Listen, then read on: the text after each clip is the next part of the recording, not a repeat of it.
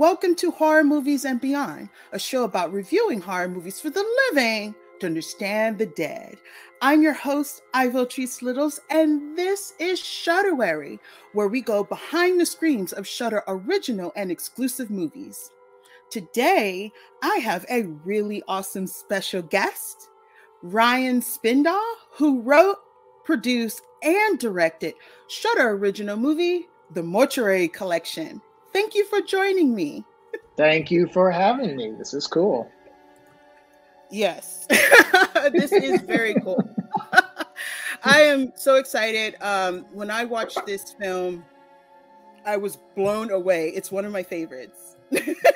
Oh my God, thank you. It's one of my favorites. It really is. There is some things in this film that I was just like, oh my goodness, this guy knows his stuff.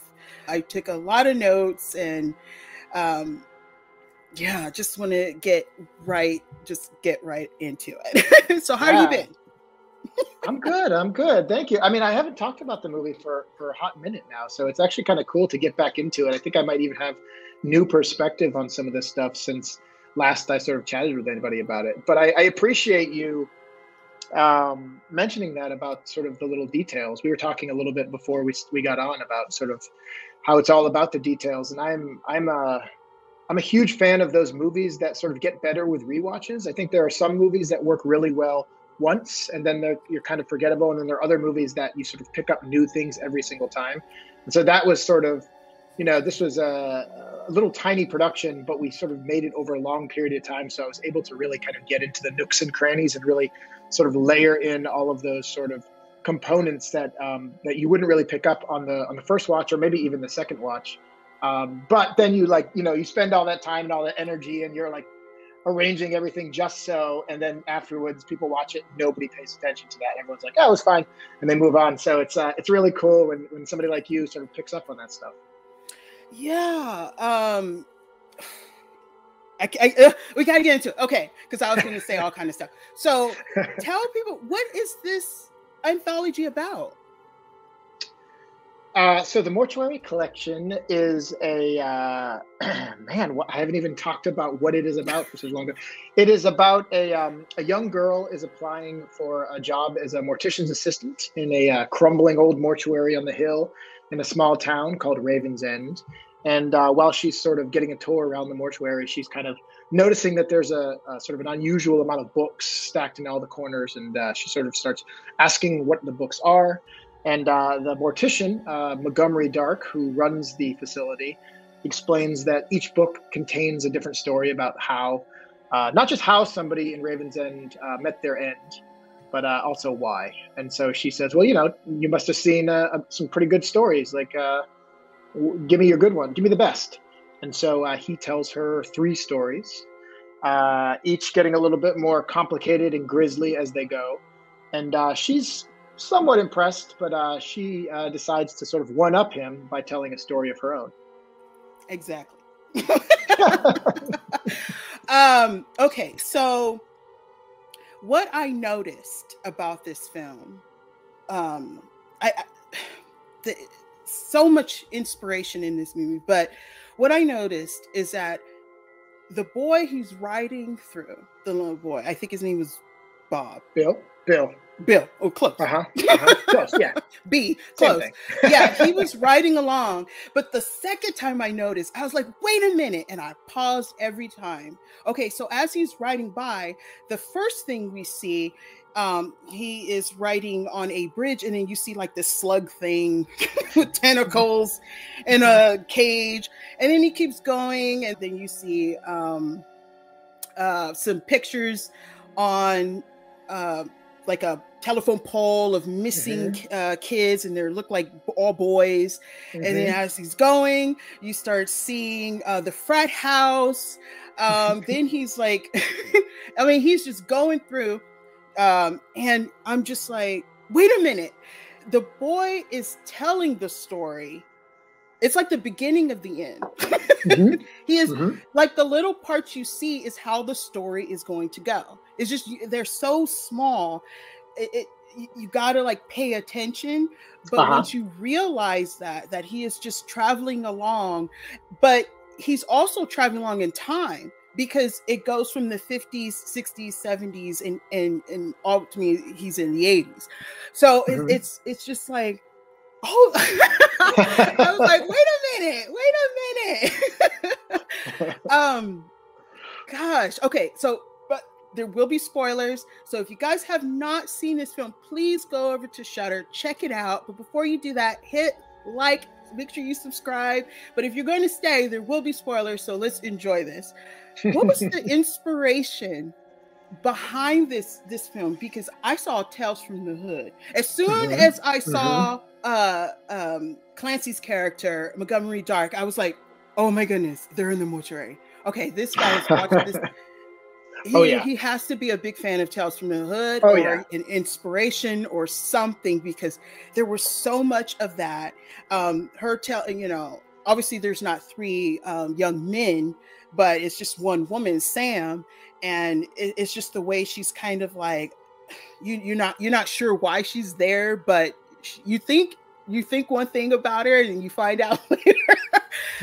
What was the inspiration like of these stories? Because The Raven also gave me Edgar Allan Poe, and when he's like an omen, death or rebirth, I mean, it just depends on how you look at it. And he's like watching, you have Ravens Inn. What is the inspiration of this? Well, as soon as you wrote it. I mean, I think you pinged on it earlier when you said there's so much in this, and that's it. That's kind of the brilliance of making a film like this that has 5 different stories that are all intertwined, is that I wasn't sort of forced into one box to sort of use like one small set of inspirations. I could kind of draw from everything that I love about the horror genre and pull it all in and kind of sort of stick it into all of these sort of areas in which it sort of fits best. And so just talking about, the original inspiration was just a love for short form horror. I've loved, when I was a kid, I wouldn't watch horror at all, but I would read it. And so I quickly sort of found my way to Stephen King, in particular his short stories, and then Ray Bradbury, and then Kurt Vonnegut, and then later Richard Matheson. But I feel that the horror genre, I mean, my passion will always be feature films. Of course, we grew up on them. That's what we know and we love. But I do think there are so many amazing horror stories that don't require 80 minutes to be told. And as a matter of fact, they work better in sort of small doses. And it always sort of bummed me out that the only place you could really see short form horror was at a film festival. And so many people don't go to film festivals. I mean, it's changed now. There's some websites popping up, but still, I don't think, popular culture revolves in any way around the short form. And so I just felt like there were all of these incredible horror stories, or this potential for horror, that was sort of not being seen by a wider audience. So I started thinking about, well, can I find a way to sort of package short form horror into something that feels more traditional to people, to kind of trick them into coming in and sort of watching this. And I did like Creepshow a lot as a kid. I mean, I still love Creepshow. And then The Twilight Zone was probably my first foray into horror that I could sort of take as sort of a young person. And I kind of was, and then Tales from the Crypt, which I would sort of watch through my fingers as a kid. And I sort of took all of these things and kind of packaged them together into sort of one feature film idea, which was the Mortuary collection. And of course, kind of talking about Tales from the Hood, which is one of my favorites, and sort of the wraparound story there. The first thing that I thought about when I was packaging them all together was how we have to have a great wraparound story. Like the wraparound story is the thing I think that is often an afterthought in horror anthologies. It's sort of just like, maybe it's connective tissue, or it's just a sort of a bookend, but it doesn't really have any meaning. So once I started off with these sort of self-contained little stories, and I kind of knew the stories I wanted to tell, I was like, well, how do I tie this all together in sort of a macabre, fun package that actually sort of means something, within the context of the movie as a whole? And I gravitated towards the Mortuary, first off, just because as a fan of old school classic Gothic horror, I love the creepy house on the hill, and I love the weirdo living in the house on the hill. And then I was like, oh, these are stories about people who died. And then I kind of accidentally had like recreated Tales from the Hood. And I was like, oh, well, I can't do this. It's already done from Tales from the Hood. but then it was just so, I just loved that movie so much. And I interviewed Darren Scott, the director, before, when I did this documentary, and I talked to him a bit about it. And so I just decided to sort of to roll with it and kind of create it. But talking about the details in the town and Raven's End, that was always sort of a huge component beyond the mortuary. The mortuary was kind of the heart of Raven's End, but the town itself was always sort of designed to be this endless world of stories. And even if I love how you picked up on those little details in the opening sequence, and there's even more Easter eggs in that sequence that aren't really Easter eggs yet, because those stories haven't been told. But hopefully someday this sort of this series lives on, and we're able to sort of tell these stories. And if you look closely to the newspaper that the little kid is throwing out, you'll see some headlines from some other twisted tales that are yet to be told. Well, I sure hope so. I mean, there were so many things. I even had to look up Gazette. I didn't know what that was. And I was like, but actually it's really, really old, from the 16th century. Yeah, that was a coin, and then it kind of turned itself into a paper. I mean, there's so many small details in this film that is just amazing. You really put so much into it. I'm just like blown away. There was one thing I've noticed throughout each story: the doctor. Now that same doctor, Dr. Harold Kubler. I hope I'm saying Kubler. Kubler. Yeah, Kubler. Yeah, I noticed him, but I didn't notice him. He was kind of like, he was there, but then I was like, wait a minute. All these incidents that are happening are connected, and they seem to be caused by someone that is kind of propelling the story. And so when I watched it a second time and I broke it down, I was kind of looking, I was like, wait a minute. That doctor, why is he in all of them?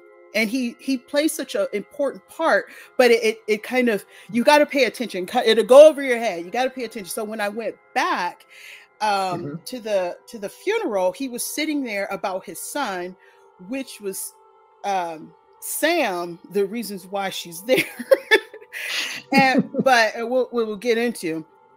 But he kind of, it's kind of like karma too, and he kind of move along. Like, he was at a party, and it started with the first one.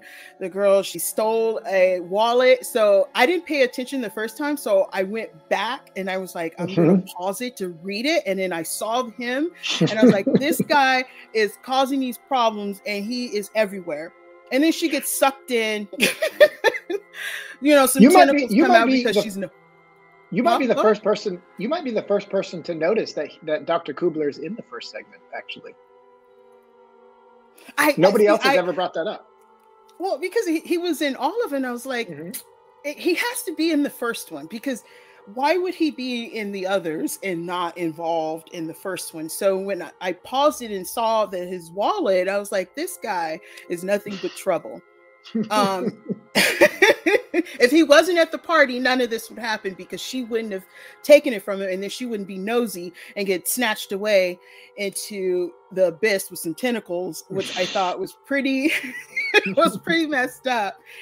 And when the way she got sucked in there, I was like, man, that's pretty. But I was, that got to be painful. But that's her own fault. She shouldn't have been. That's right. You shouldn't go through people's medicine cabinet. No, they're dangerous. we all know. They all know they're dangerous. And then, okay. we get into Unprotected, the second segment. Oh my God. That is genius. I never seen anything like that. And if I did, it probably, the only time I saw males being pregnant was Alien Nation. Was it Alien Nation? Do they get pregnant? That sounds familiar. Yeah, maybe. But man, that was messed up. That's his own fault too. He should have wore protection. He could have kept it on. So what was inspired by that one? The guy pregnant, and it was coming out the way it went in. Come on. Where did you get that? Where did that come in here, man? Where did you sit there and say, you know what? I'm going to have a penis explode? I don't know. I don't think I started with the penis explosion, but perhaps I was always bound to find my way to the penis explosion. That's a good one. I mean, I think so. The general format for this was morality tales across the board. So it was sort of like, you know, it's a very traditional anthology format. You know, a character commits a sin and then sort of gets an ironic comeuppance. And I knew some people in college who were men who would sleep with everyone. They would have girlfriends. They would cheat all the time, and they weren't the sort of, you know, you traditionally see, you know, the hunky ladies man in film and TV, and they're sort of scumbags. But like in real life, these guys were like the nice guy. They were like always the friendly guy who was unassuming, who was like secretly like the most scandalous of the group. And so that's kind of where I started. Like, what if there, and of course, then when we cast Jacob Elordi, who is a hunk anyway, like it naturally swung back towards hunky guy. But the initial intention was always, let's talk about these guys who aren't predators on the surface, but they're actually like, they find different ways to sort of trick girls into sleeping with them. And so once I had that sort of, it was kind of obvious, like if there's a douchey guy who's like tricking girls into sleeping with him, what's the most ironic comeuppance that he can get? And I think pregnancy just sort of is like the natural place to go with it. And then it sort of evolved from there. But it is funny how it is. And I did kind of notice, I didn't notice this when I was writing the film, but I did notice after the fact when I was able to watch it with an audience that all of the stories do in one way or another kind of deal with gender dynamics.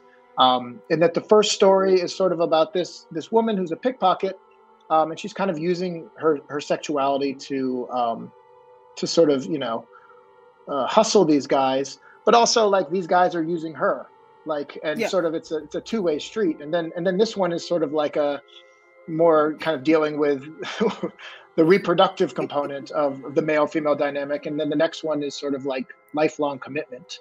And what does that mean? And then the last one is sort of ironically taking gender dynamics and kind of turning them on its head. And I definitely didn't set out to make a film with any agenda like that. But I think that must say something about myself when I sort of watch it after the fact and I start understanding that all of these are really like kind of almost razor sharp focused on these different components of sort of male-female relationships throughout like a lifespan, essentially.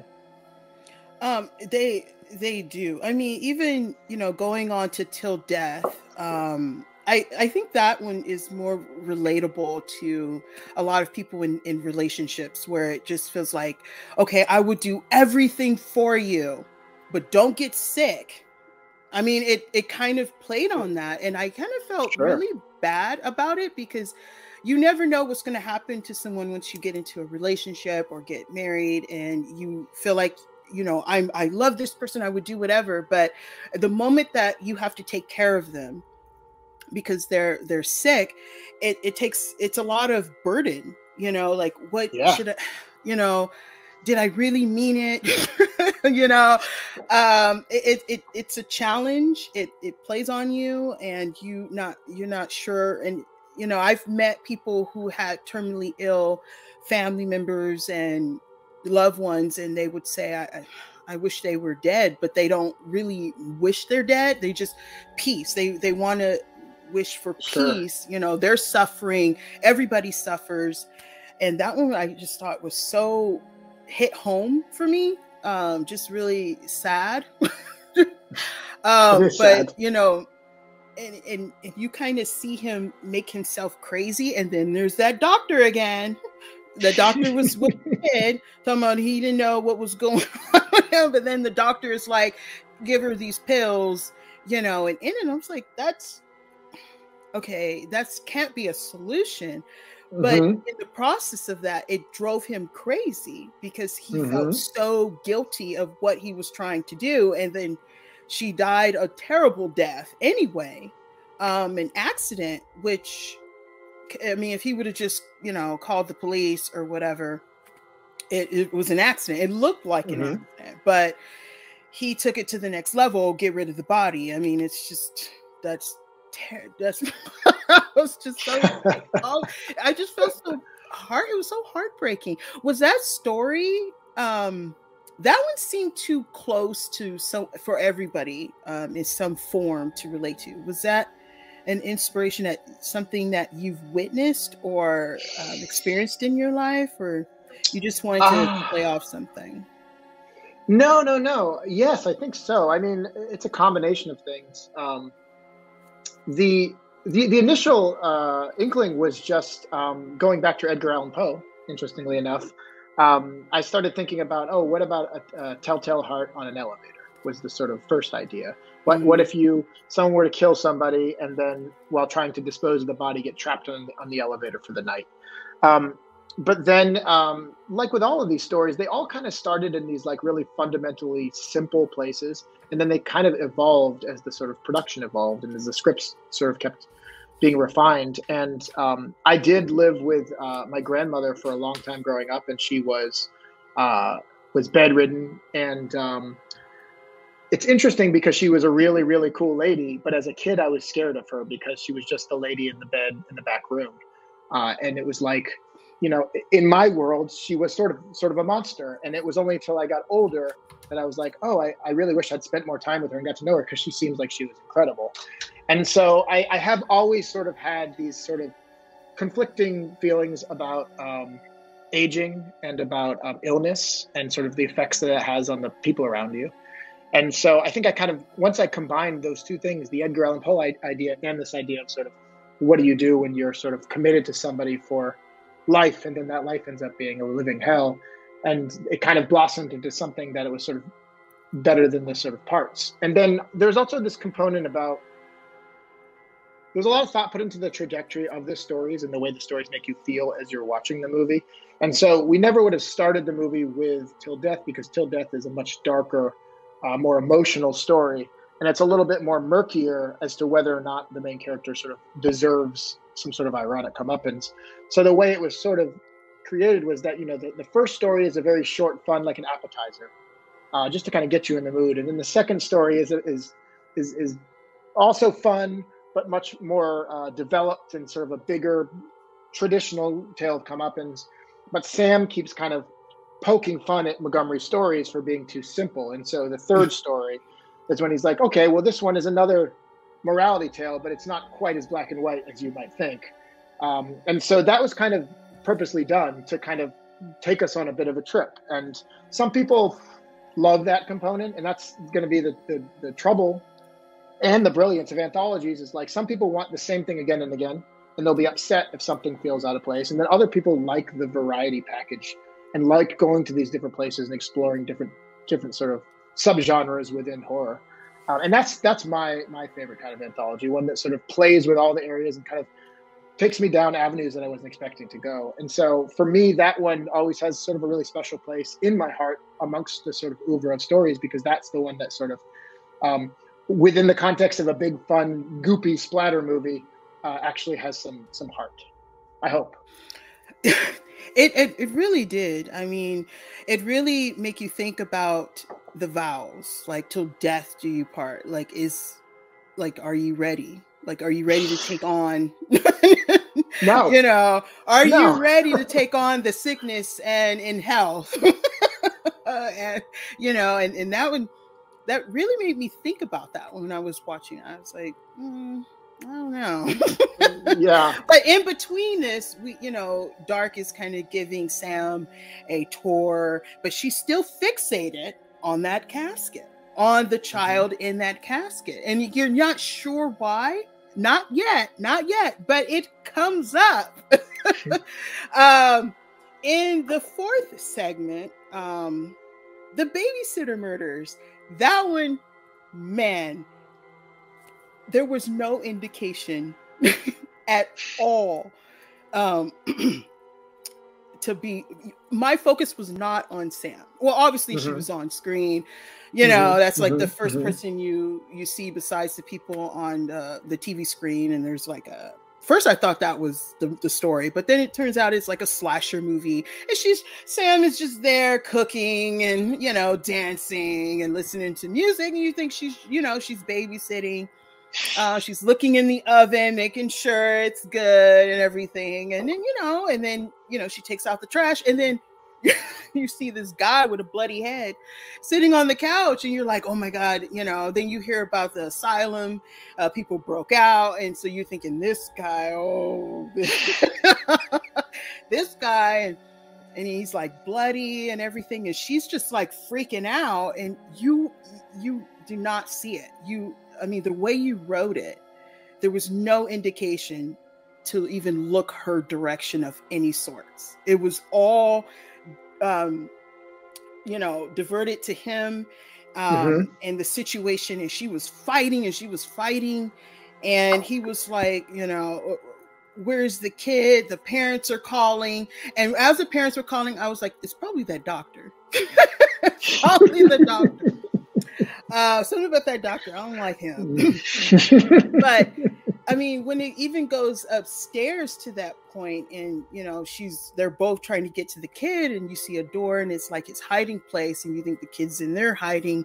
It's not registering until and then it's like the parents are banging. I was like, get in the house, they're in the house fighting, and the parents are trying to get in the door. It was just like all this commotion, but it was so cohesive, until the TV smashed the poor guy, and then you're just like, oh, she got him.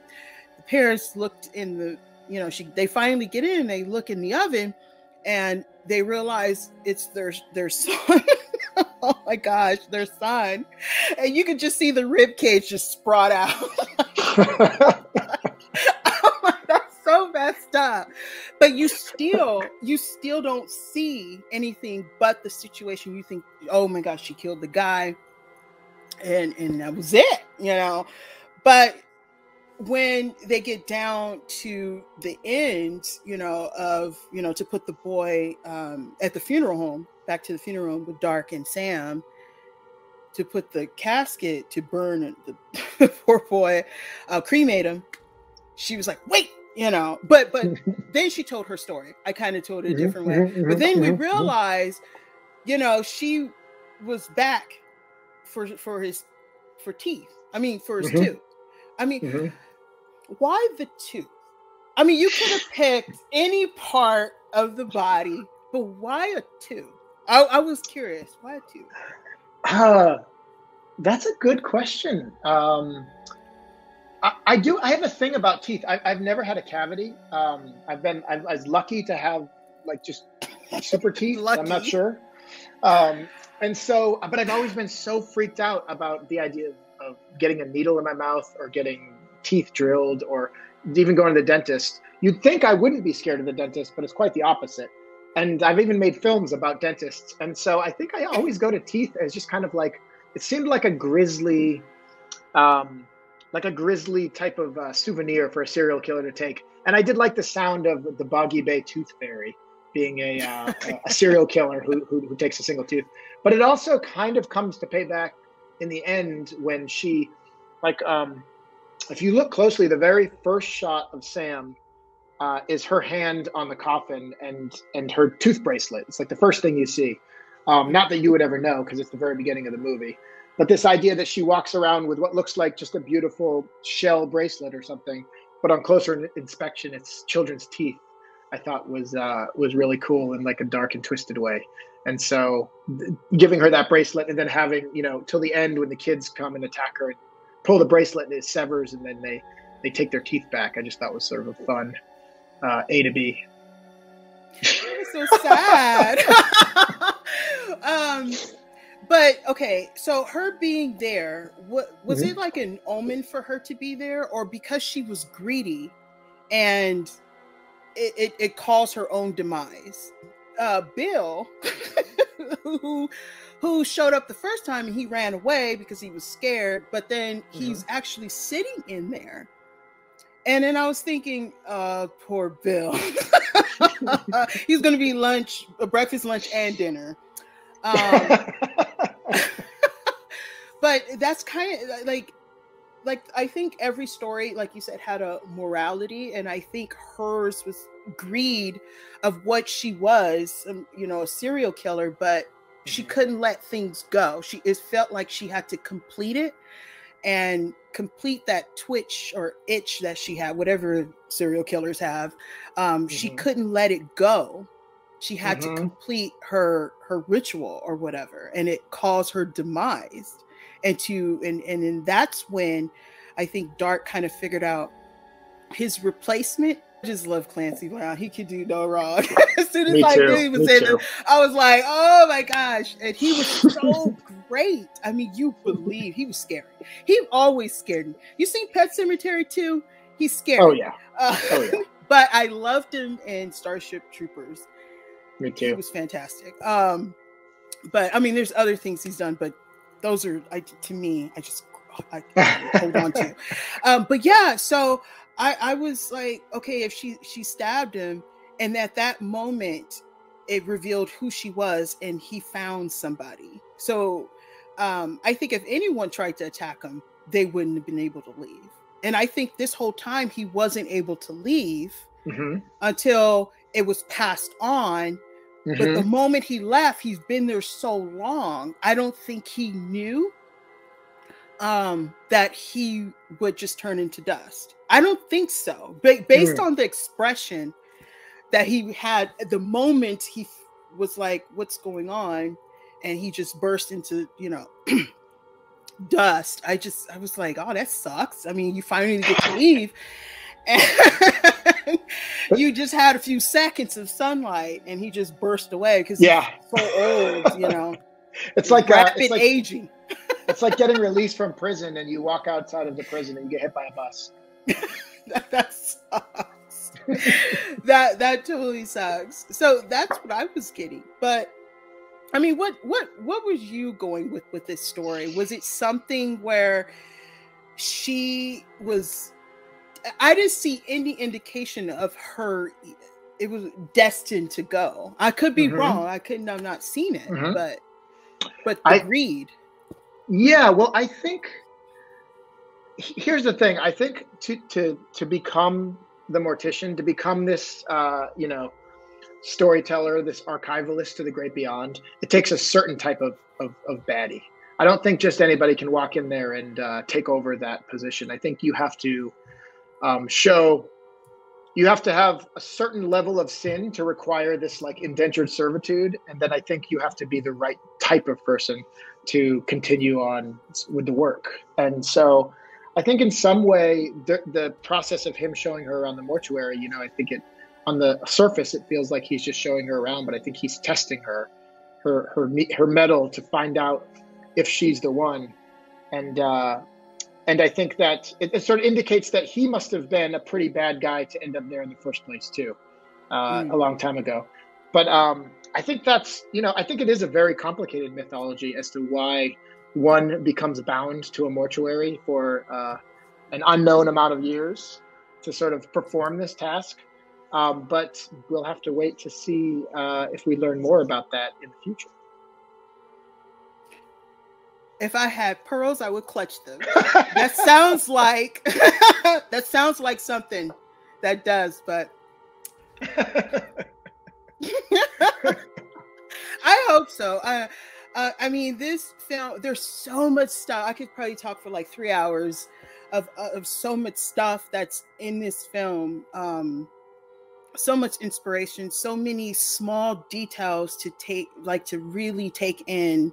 Especially even Dark's character. I mean, you get a sense of him as, he's not all like scary. He has a sense of humor because that's all he does. And he's been there. He cannot leave. The bodies come to him. And then you have like this doctor that seems to cause some of these issues. I don't like that doctor.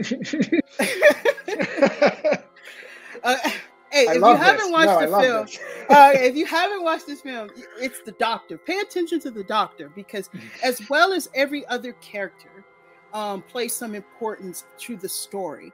The doctor plays a very important because he kind of does something to move the story, propel it to go somewhere else. Rather, he's in the middle of a situation that already occurred, or he calls someone grief, especially went back to him with his son.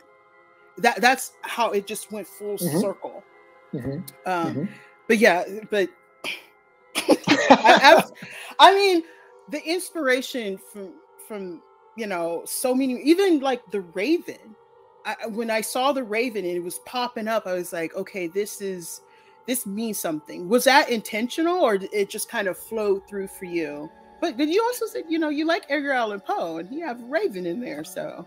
I do. I think everything's intentional. That's the fun part about making something like this, about world building, is that every sort of piece kind of connects to another piece. Everything is there for a reason. I mean, there's like, it's even down to the point that every single number in the movie, from the numbers to the apartments to the license plates on the cars, all add up to 13. Like, that's the kind of sort of detail that we put into it. That's like almost on the cusp of manic, obsessive. So yeah, those are all intentional. But I think it makes the world feel as one. And the Doctor really is. He's almost an unwitting agent of chaos who just kind of travels through this town and just like leaves this supernatural wake of incidents sort of behind him. Do you know, there's one fun part? I don't know if you noticed this, but I don't know if I've told anybody about this yet, but the very first shot in the movie where the book drops on the desk, if you look closely in that shot, you'll see key props from all 4 of the stories. I don't think I saw it. No, wait, it's pretty hard. Let me check my notes. Look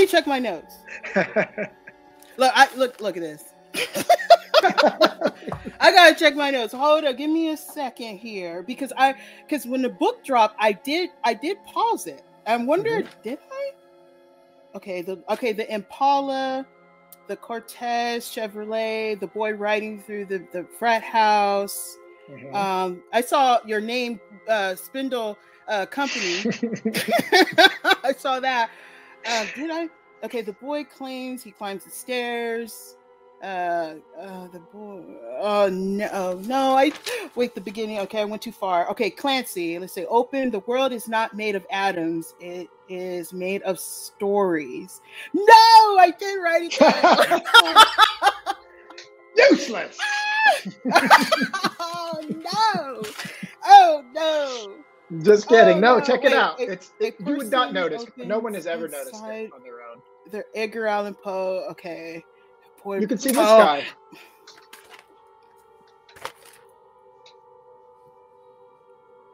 The rabbit, the hair. Ooh.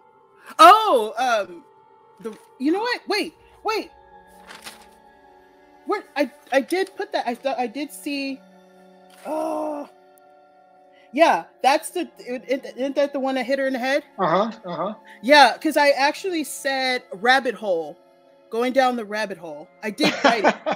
That's good. Because I remember yeah, and then that was his descent to go into the rabbit hole. I did write that down. I'm not crazy. I probably am. This movie that made me crazy. It's hard. Like I knew when I was going to talk about films, like to narrow it down to like 30 minutes is going to be impossible, because I still have so much when I get into a film I love. But yeah, the boy on the bike. Oh, before we come to the end, the boy on the bike.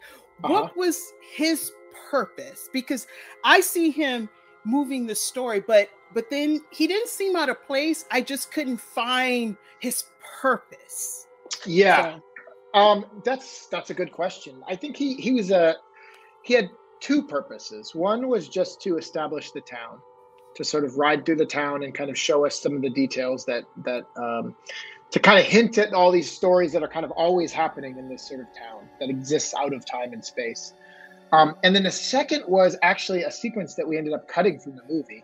But the original opening of the movie had the little boy riding up into the woods to meet some more kids who were going to tell him. The little boy was kind of investigating why Raven's End has so much sort of strange, mysterious things that are going on. These local kids have sort of cued into the fact that there's this creepy guy in this mortuary outside of town, and they think he's responsible for everything. So it's sort of like, you know how the kids in It are kind of investigating It, It was sort of as if that was sort of happening in Raven's End, but we didn't stick with that story. We moved on to Montgomery's story. So he met these two little girls up in the woods, and they kind of tell him the history of Raven's End and how they think that the mortician is behind it all. And they bring him to the mortuary.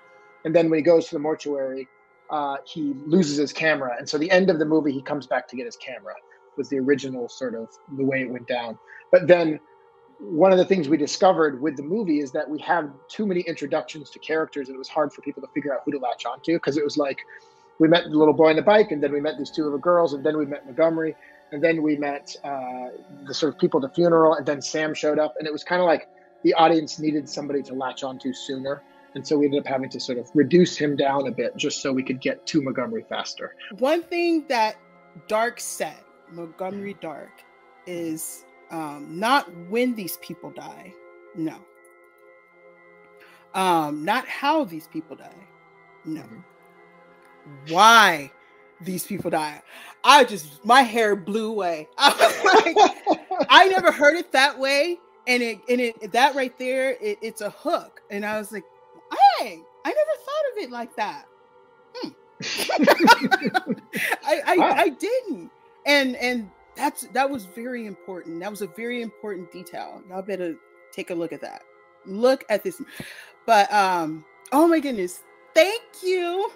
Thank you. This is awesome. Thank you so much for this. Like I said, I could probably go on for 3 days.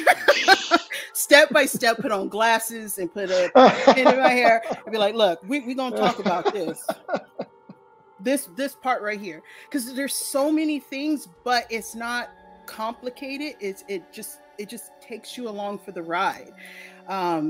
Each one of the stories, and they wasn't long and drawn out. They got to the point.